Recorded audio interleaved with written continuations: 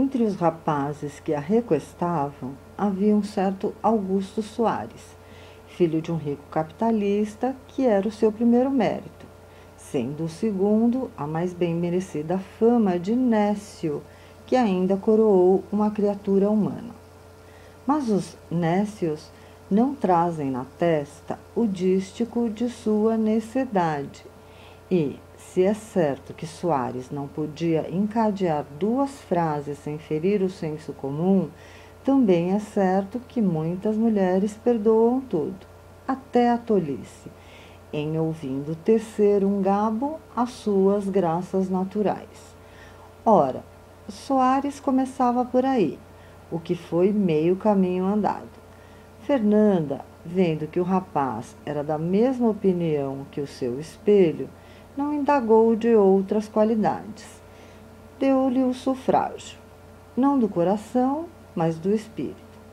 O coração veio mais tarde. Ter um preferido como objeto de guerra para os mais e ver assim mais requestada a sua preferência era trilhar o caminho das outras e ficar na altura do bom tom. Fernanda, desde o primeiro dia, mostrou-se tão hábil quanto as outras. Mas quem pode lutar com o Nécio em ele tomando ao sério o seu papel? Soares era ousado. Não tendo consciência da nulidade do seu espírito, obrava como se fosse um espírito eminente, de modo que conseguia aquilo que nenhum homem avisado fora capaz de conseguir. Deste modo, ao passo que a ausência de Fernando se prolongava, iam calando no espírito as declarações reiteradas de Soares, e o coração de Fernanda foi pouco a pouco cedendo o amor antigo ao recente amor.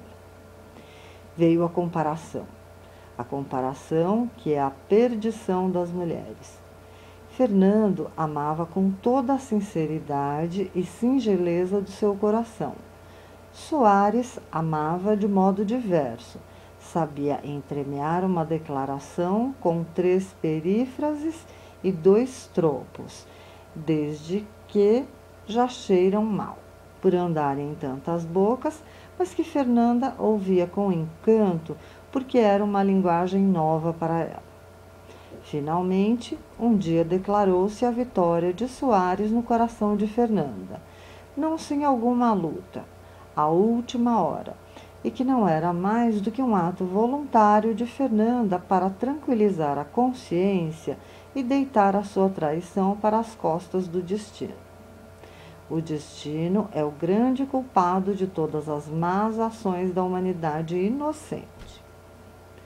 Um dia, Soares, tendo previamente indagado das posses de Fernanda, foi autorizado por esta a pedi-la em casamento.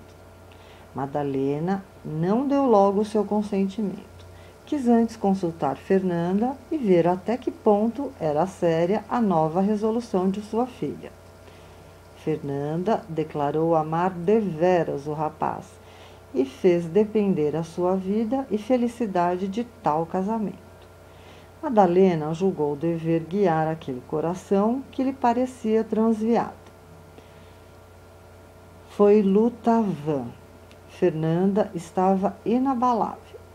Depois de 3 dias de trabalho, Madalena declarou a Fernanda que consentia no casamento e mandou chamar Soares para dizer-lhe a mesma coisa. Mas sabes tu, perguntou a boa mãe à sua filha, sabes a que vais expor o coração de Fernando? Ora, há de sentir um pouco, mas depois esquecer-se-á. Julgas isso possível? Por que não? E quem sabe o que ele estará fazendo? Os países aonde foi, talvez lhe deem alguns novos amores, e é uma por outra. Fernanda, esta é a verdade. Está bem, Deus te faça feliz. E tendo chegado o namoro Pinta Alegrete, Madalena deu-lhe verbal e oficialmente a filha em casamento. O casamento efetuou-se pouco depois. Ouvindo esta narração, Fernando estava aturdido. Desfazia-se em névoa a esperança suprema das suas ambições de moço. A donzela casta e sincera que supunha vir encontrar desaparecia para dar lugar a uma mulher de coração pérfido e vulgar espírito. Não pôde reter algumas lágrimas, mas poucas foram. As primeiras palavras de sua mãe adotiva pedindo-lhe coragem. Fernando ergueu-se, enxugou os olhos e prometeu não abater-se. Procurou mesmo ficar alegre. A pobre Madalena receou alguma coisa e consultou Fernando sobre os seus projetos. Oh, descanse, minha mãe, respondeu este. Supõe talvez que eu me mate ou mate alguém? Juro-lhe que não farei nenhuma nem outra coisa. Olhe, juro por isto. E Fernando beijou respeitosamente a cabeça encanecida e veneranda de Madalena. Passaram-se alguns dias depois da chegada de Fernando. Madalena, vendo que pouco a pouco se tranquilizava o espírito de Fernando, tranquilizou-se também. Um dia, Madalena, ao entrar Fernando para jantar, disse-lhe: Fernando, sabes que Fernanda vem hoje visitar-me? Ah!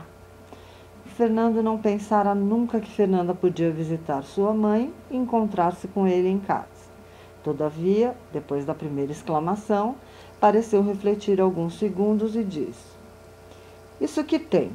Ela pode vir, eu cá estou, somos dois estranhos. Madalena ficou desta vez plenamente convencida de que Fernando não sentia mais nada por sua filha, nem amor, nem ódio. À noite, com efeito, na ocasião em que Fernando se preparava para ler à sua mãe uns apontamentos de viagem que estava escrevendo, parou à porta um carro conduzindo Soares e Fernando. Fernando sentiu palpitar-lhe violentamente o coração. 2 lágrimas, as últimas, saltaram-lhe dos olhos e correram pelas faces abaixo. Fernando enxugou-as ocultamente. Quando Madalena olhou para ele, estava completamente calmo. Entraram os dois. O encontro de Fernando e Fernanda não foi sem alguma comoção em ambos.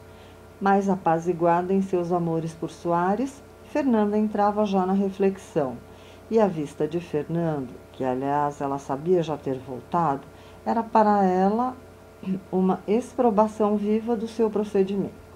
Era mais.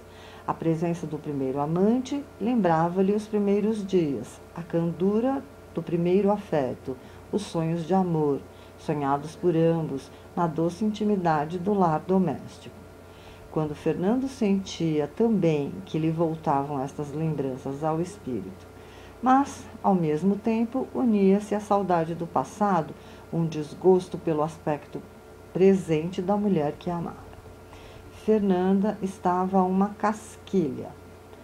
Ar, maneiras, olhares, tudo era característico de uma revolução completa em seus hábitos e em seu espírito.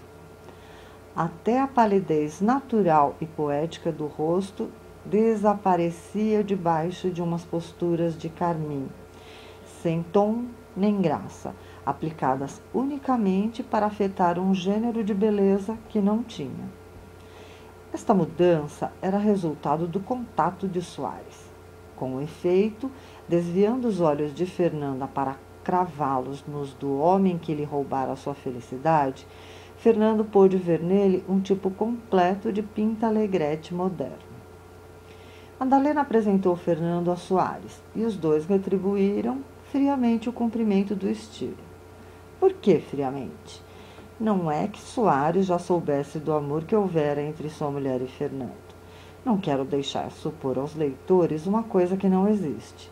Soares era de natural frio, como um homem cujas preocupações não vão além de certas futilidades. Quanto a Fernando, compreende-se bem que não era o mais próprio a cumprimentar calorosamente o marido de sua ex-namorada. A conversa entre todos foi indiferente e fria. Fernando procurava e requintava nessa indiferença. nos seus parabéns a Fernanda e na narração que fazia das viagens. Fernanda estava pensativa e respondia por monossílabos, sempre com os olhos baixos. Tinha vergonha de fitar aquele que primeiro lhe possuíra o coração e que era, agora, o remorso vivo do seu amor passado.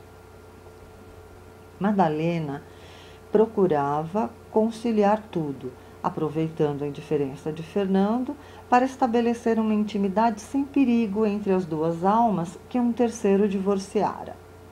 Quanto a Soares, esse, tão frio como os outros, dividia sua atenção entre os interlocutores e a própria pessoa.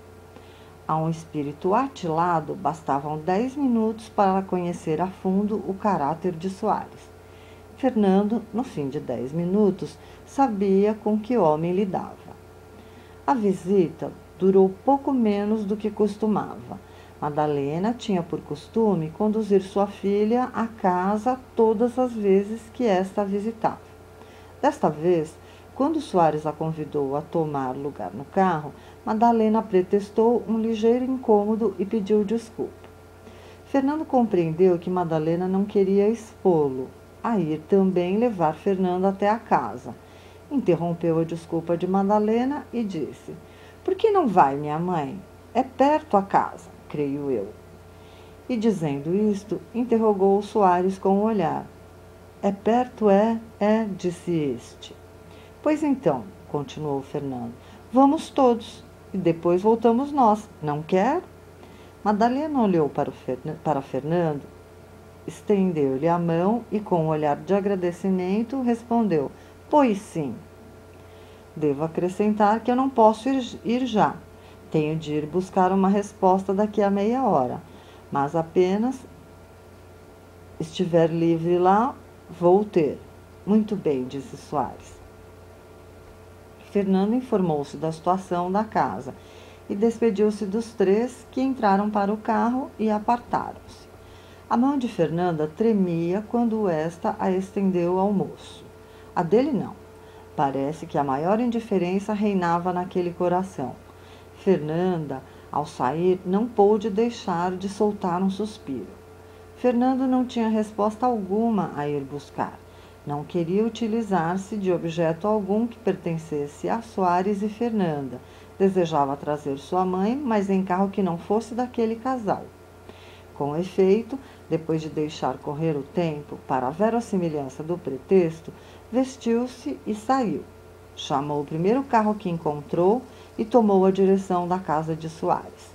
Aí o esperavam para tomar chá. Fernando mordeu os beiços quando lhe declararam isto, mas, cobrando sangue frio, disse que não podia aceitar, visto ter já tomado chá com a pessoa de quem fora buscar a resposta. Não escalpou a Madalena o motivo das duas recusas, a do carro e a do chá. Às 10h30, Madalena e Fernando estavam de volta para casa.